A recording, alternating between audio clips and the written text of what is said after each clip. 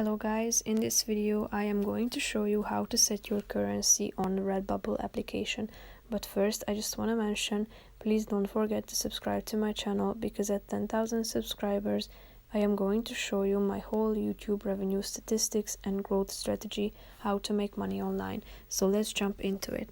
First of all, open the application on your phone. Then tap on the profile icon down below, which is called Me.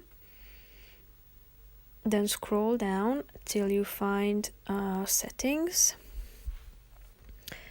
And then tap on currency.